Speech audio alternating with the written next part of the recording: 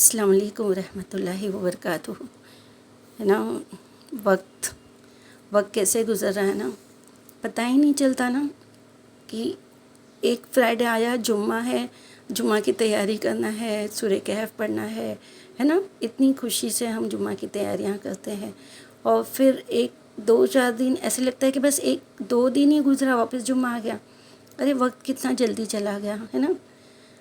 اور ہم چاہتے بھی ہیں، ہماری ہر ضروریات بھی رہتی ہے. اگر کہ سیلری آئی اور اگر کوئی ایک 8 10 15 دن چلے گئے، جیسے مڈل کلاس جس کے پاس بینک بیلنس زیادہ نہیں ہے ہمارے جیسے، تو ان کو تو یہ ہے کہ منتھ اینڈ کی فکر ہو جاتی ہے نا. اب یہ منتھ اینڈ آئے گا، اب سیلری آئے گی ہے نا. اور پھر سیلری آئی تو پھر خوشی، پھر 15 دن کے بعد پھر سیلری ہے نا. زندگی صرف دنیا کی ضروریات میں انسان کی ختم ہوتے جا رہی. ہمیں لگ رہا ہے کہ جمعہ سے جمعہ چلے گیا، ارے اتنا جلدی ہم مسکرا کے یہ بات کہہ دیتے ہیں، لیکن یہ جمعہ سے جمعہ ایک ہفتہ ہماری زندگی کا کم ہو گیا. یہ منتھ اینڈ سے وہ منتھ اینڈ ہماری زندگی کا ختم ہو گیا. ہم نے کیا کیے ہے نا، ہم کیا کر رہے ہیں. ہم اگر اپنا جائزہ لیں تو ہم صرف دنیاوی کاموں میں لگے ہوئے. غور کریں تو صبح سے شام تک کے اگر ہمارا ہے تو ہمارے بچوں اگر اسکول والے ہیں تو ارے اسکول بھیجنا ہے، اسکول سے لانا ہے، ٹفن تیار کرنا ہے، بازار لانا ہے. اگر ہاؤس وائف ہو یا ورکنگ وومن ہو، جو بھی ہو، گھر کا کام تو سب کو ہی، گھر کا خیال تو سب کو ہی رکھنا ہے. اگر آدمی ہے تو ان لوگوں کو اپنی جاب کی فکر ہے، آفس جانا ہے، آفس سے آنا ہے. اگر ورک فرام ہوم ہے تب بھی وہ انسان کو ہم دیکھتے، اگر ہمارے گھر میں ورک فرام ہوم ہو رہا ہے تو اس انسان کو دیکھ رہے کہ پورا دن صرف کام کام کام، کال، کام، بس محنت محنت محنت محنت. کس لیے؟ دنیا کے لیے ہے نا. ہم اگر کر رہے ہیں ہمارے بچوں کو پڑھانے کے لیے، آگے بڑھانے کے لیے، تو کس لیے کر رہے ہیں؟ دنیا کے لیے. ایک وقت نکلتا ہے جب بچوں کو ہم مدرسے کے لیے بھیجتے ہیں، اور وہ بھی مدرسے کے لیے ہمارے لیے اتنی اہمیت نہیں ہوتی جتنی اسکول کی ہوتی ہے. کہ اگر اسکول میں ایک دن بچوں کو ایبسینٹ ہوا تو ہم ٹینشن میں آ جاتے ہیں. مدرسے میں چلتا ہے، کوئی بات نہیں ہے نا، ہوتا ہے نا. اکثر سب نہیں ایسے ہے، لیکن اکثر اس چیز کو امپورٹنس نہیں دی جاتی. اسکول کے رزلٹ کو بہت امپورٹنس دی جاتی ہے. اس طرح اگر ہم غور و فکر کریں تو ہمارے کھانے پکانے، ٹوائلٹ باتھ روم جانے، ہمارے نہانے دھونے، ہمارے دنیاوی کام میں ہمارا پورا دن نکل جاتا ہے. اس میں کچھ وقت ہم نماز کے لیے نکالتے ہیں، کچھ وقت ہم اگر تلاوت کے لیے وقت ملا تو تلاوت کے لیے نکالتے ہیں. اگر زیادہ کام ہے فیملی میں، جوائنٹ فیملی ہے یا ورکنگ وومن ہے، تو پھر وہ بھی مشکل سے وقت نکلتا ہے اللہ کی عبادت کا. تو کیا کر رہے ہیں؟ کہاں جا رہے ہیں؟ قبر کی طرف جا رہے ہیں نا. بس کتنا بھی جوجھے، کتنی بھی کوشش کرے، کتنی بھی محنت کرے پیسے کے لیے ہے نا، اپنے فیوچر کے لیے، اپنے بچوں کے فیوچر کے لیے، اپنی زندگی کی آشائشوں کو پورا کرنے کے لیے ہے نا، اپنے ارمانوں کو، ہمارے بچوں کو جو خوشیاں ہیں وہ دینے کے لیے، بس ہم جی رہے، ہم بھاگ رہے، ہم محنت کر رہے خوشی پانے کے لیے، اور خوشی ہی نہیں مل رہی ہے. اور جب خوشی کا وقت آتا ہے نا تو پھر ایج ہو جاتی ہے. جب سب جمع ہو جاتا ہے نا تو عمر ہو جاتی ہے. اگر اللہ نے حیاتی دیا ہے تو ایک عمر میں آ کے پھر وہ جو ارمانوں کے لیے جو زندگی بتائے تھے نا، وہ ارمانوں کی بھی طلب ہی نہیں رہتی، وہ ارمانوں کی خوشی ہی نہیں رہتی. نہ کھانے کے لیے صحیح دانت ہوتے ہیں، نہ ہضم کرنے کے لیے پیٹ کے اعضاء کام کرتے ہیں، نہ آنکھوں کی روشنی سے ہمیں وہ سکون ملتا ہے نا. پھر وہی کچھ نہ کچھ ہمارے پیچھے لگا رہتا ہے. تب جا کے ہم کو لگتا ہے کہ ہاں اب اللہ کی طرف ہے نا، اب کلمہ ضرور پڑھو، اب مغفرت کی دعا مانگو، استغفار پڑھو، گناہوں کی معافی اللہ سے مانگو. چلو الحمدللہ اس وقت بھی اگر ہمیں خیال آ جاتا ہے تو اللہ تیرا شکر کہ اللہ نے ہدایت تو دیا. لیکن اگر تب بھی ہمیں ہدایت نہ ملے اور جوانی بھی ہماری ایسی بیت جائے تو کیا کریں گے؟ کتنے بھی بڑے بیڈ روم کے لیے، 2 bed room, 3 bed room, 5 bed room, bungalow, اس چیز کے لیے ہم محنت کریں گے، لیکن جائیں گے کہاں؟ ایک چھوٹی سی قبر میں نا. کتنا بھی کما لو، وہ انسان کو قبر میں جانا، اور کبھی کبھی تو قبر بھی نصیب نہیں ہوتی. اللہ اکبر، بہت ڈر لگتا ہے. بہت ڈر لگتا ہے. دیکھیے آپ صلی اللہ علیہ وسلم نے ایک بار ایک قبر کے سامنے بیٹھے اور آپ نے فرمایا کہ قبر روزانہ انتہائی بھیانک آواز میں پکارتی ہے، اے آدم کی اولاد، تو مجھے بھول گئی. میں تنہائی کا گھر ہوں، میں اجنبیت اور وحشت کا مقام ہوں، میں کیڑے مکڑوں کا مکان ہوں، میں تنگی اور مصیبت کی جگہ ہوں. ان خوش نصیبوں کے علاوہ جن کے لیے خدا مجھ کو کشادہ اور وسیع کر دے، میں سارے انسانوں کے لیے ایسی ہی تکلیف دہ ہوں. اور آپ صلی اللہ علیہ وسلم نے فرمایا قبر یا تو جہنم کے گھڑوں میں سے ایک گھڑا ہے یا جنت کے باغوں میں سے ایک باغیچہ. یہ طبرانی سے ہے یہ حدیث. اس لیے روز ہمیں قبر کی یاد تو کرنا چاہیے، کہ ایک محسوس کرنا چاہیے. جب بستر پہ لیٹو تو سوچو کہ اگر میں ابھی قبر میں ہوں، اگر کچھ منٹ میں اللہ نے موت کے فرشتے بھیج دیا اور پھر میری زبان بند ہو گئی، میرے ہاتھ پاؤں رک گئے، میں قبر میں ہوں، تو مجھے کیسے فیل ہوگا، میں کیسے محسوس کریں. اس وقت اگر قبر کو یاد کریں گے نا تو ہم فوراً اللہ کا ذکر کریں گے. ہم فوراً اٹھ کے اگر نماز نہیں پڑھے ہیں تو فوراً پڑھ لیں گے، ہم تہجد پڑھ لیں گے، ہم نفل پڑھ لیں گے، ہم حاجت پڑھ لیں گے، ہم عبادت کرنے لگ جائیں. قبر کی وحشت، قبر کا اکیلا پن بہت سوچ کے گھبراہٹ ہوتی ہے نا. اور وہ ایکسپیرینس ہم کسی سے شیئر نہیں کر سکتے. جو چلے گئے وہ ہم کو نہیں بتا سکتے، ہم جانے کے بعد کسی کو نہیں بتا سکتے، لیکن اندازہ تو لگا سکتے ہیں نا. اللہ اکبر. اللہ تعالیٰ قبر کو کشادہ کر دے.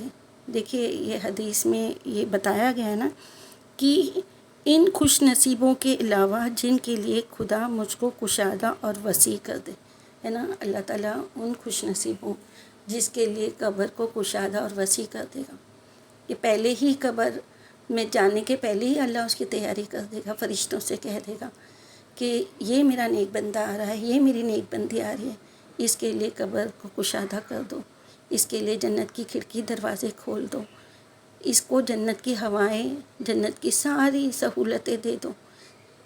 سوچو اگر اس خوش نصیب لوگوں میں ہم شامل ہو جائیں تو اللہ تعالیٰ ہم کو، ہر مومن مومنات، ہر مسلم مسلمات کو اس میں شامل کر دے. پروردگار اللہ سے دعا کرنا چاہیے، اللہ سے ہدایت مانگنا چاہیے. جو ہمارا وقت جو بھاگ رہا ہے، بس اس وقت کا صحیح استعمال کرنا.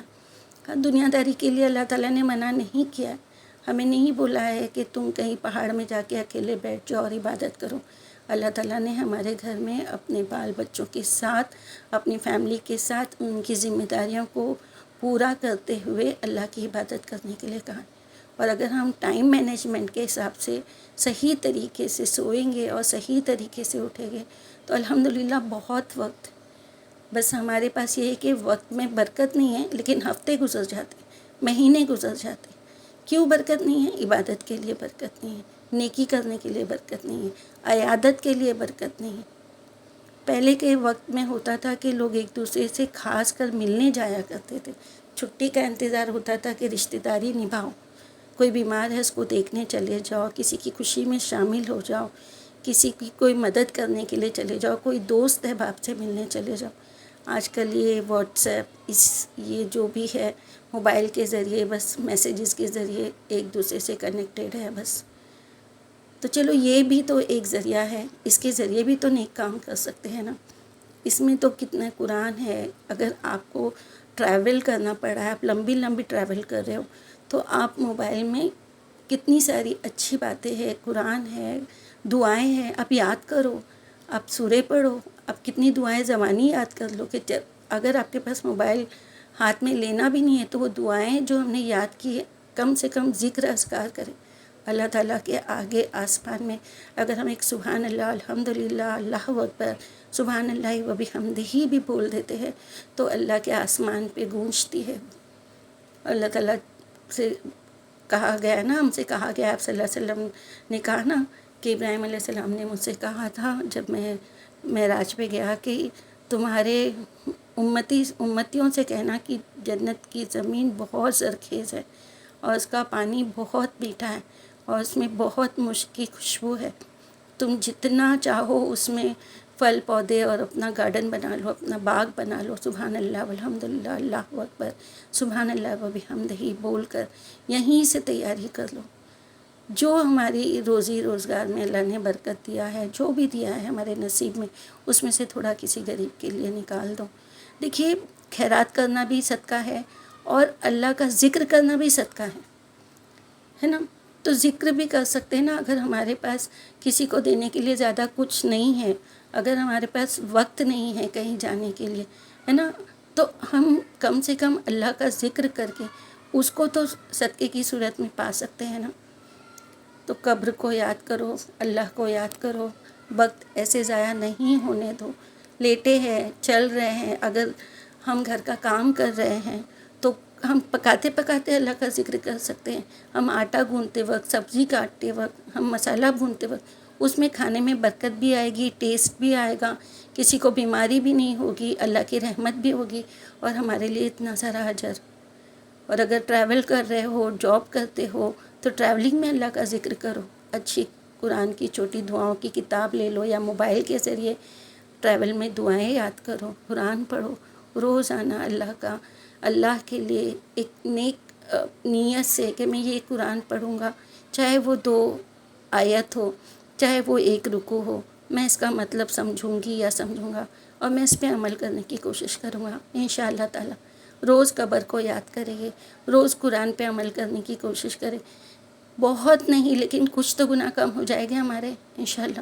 ہم کوشش تو کریں گے، اس کے بعد اگر کوئی گناہ کا کام فوراً ہمارے سامنے آتا ہے تو ہم رک تو جائیں گے نا کہ نہیں ابھی میں نے قرآن میں یہ پڑھا، نہیں میں نے ابھی اللہ کا ذکر کیا، نہیں ابھی میں نے قبر کو یاد کیا، اگر میں یہ کام کروں گی یا کروں گا تو اللہ تعالیٰ مجھے قبر میں عذاب دے گا، ہے نا۔ صرف قبر ہی نہیں ہے نا، پہلے جب سکرات ہوگی اس کی تکلیف، ہے نا، پھر سکرات کے بعد قبر کی تکلیف، پھر قبر کے بعد پتہ نہیں حشر کے میدان میں کیا سوال جواب۔ کتنا خوف آتا ہے، کتنا ڈر لگتا ہے۔ اللہ رب العزت ہم سب کو اپنے سائے میں رکھے، اللہ تعالیٰ ہماری حفاظت کرے، اللہ ہم سب کو ہدایت دے۔ دیکھیے ایک حدیث ہے کہ ایک بار حضرت علی رضی اللہ تعالیٰ عنہ قبرستان میں تشریف لے گئے، آپ صلی اللہ علیہ وسلم کے ہمراہ حضرت کمی رضی اللہ تعالیٰ عنہ بھی تھے۔ قبرستان پہنچ کر آپ نے ایک نظر قبروں پر ڈالی اور پھر قبر والوں سے خطاب کرتے ہوئے فرمایا، اے قبر کے بسنے والوں، اے کھنڈروں میں رہنے والوں، اے وحشت اور تنہائی میں رہنے والوں، کہو تمہاری کیا خبر ہے؟ ہمارا حال تو یہ ہے کہ مال تقسیم کر لیے گئے، اولادیں یتیم ہو گئیں، بیویوں نے دوسرے خاوند کر لیے، یہ تو ہمارا حال ہے۔ اب تم بھی اپنی خبر کچھ سناؤ۔ پھر آپ کچھ دیر خاموش رہے، اس کے بعد حضرت کمی رضی اللہ تعالیٰ عنہ کی طرف دیکھا اور فرمایا، اگر ان قبر کے باشندوں کو بولنے کی اجازت ہوتی تو یہ کہتے بہترین توشہ پرہیزگاری ہے، اور یہ فرما کر آپ رونے لگے، دیر تک روتے رہے، پھر بولے، کمی قبر عمل کا صندوق ہے اور موت کے وقت ہی یہ بات معلوم ہو جاتی ہے۔ سوچو جب ہماری موت آئے گی اور ہمیں پتہ چل جائے گا کہ جس طریقے سے فرشتے آئیں گے، ہمیں پتہ چل جائے گا نا کہ جنت کے فرشتے ہیں کہ دوزخ کے فرشتے ہیں نا، جو صورت میں آئیں گے، جو خوبصورت صورت میں خوبصورت خوشبو کے ساتھ ہمارے لیے جنت کا کفن لے کے آئیں گے۔ اور اگر کوئی اللہ نہ کرے کسی کے ساتھ کہ ایک دم ڈراؤنی شکل و صورت لے کر ہمارے پاس آئیں گے تو ہم سمجھ جائیں گے نا کہ اب اس کے بعد کا ہمارے ساتھ کیا حشر ہونے والا ہے، اس وقت کیا ہوگا۔ اس وقت سوچیں گے نا، چلو ابھی اللہ تعالیٰ ایک موقع دے دے، اللہ تعالیٰ ایک موقع دے دے، بھیج دے اللہ تعالیٰ، ابھی قرآن پڑھے گے، ابھی نماز پڑھے گے، ابھی عبادت کرے گے، اللہ تعالیٰ ابھی صدقہ دے دے گے، اللہ تعالیٰ ابھی نیک کام کرے گے، اللہ تیرا ذکر کرے گے، اللہ معاف فرما دے، لیکن وقت آ گیا نا، پھر وہ نہیں ٹلے گا۔ ابھی یہ بہت خوبصورت وقت ملا ہے، اللہ نے حیاتی تندرستی دیا ہے، اللہ کی عبادت کرو، ذکر و اذکار کرو، قبر کو یاد کرو، موت کو یاد کرو اور اللہ سے مغفرت مانگو اور نیکی کی طرف دوڑو نیکی کی طرف۔ بہت بہت خوف ہوتا ہے موت سے، جب ہم نیکی کی طرف چلیں گے تو ہمیں موت کے آنے کا اتنا ڈر نہیں ہوگا جتنا ہم گناہوں میں ملوث ہونے کے بعد ہمیں موت کا ڈر رہے گا نا۔ تو اللہ سے ہدایت مانگو، اللہ تعالیٰ ہمیں نیک راستے پہ چلائے، اللہ تعالیٰ ہمیں جنت جانے والے راستے پہ لے کے چلے، اللہ تعالیٰ اپنے دین کے اچھے کاموں کے لیے ہمیں چن لے، اللہ تعالیٰ ہمیں جنت والوں میں شامل کر دے، جنت الفردوس والوں میں شامل کر دے، آمین یا رب العالمین۔ السلام علیکم ورحمۃ اللہ وبرکاتہ۔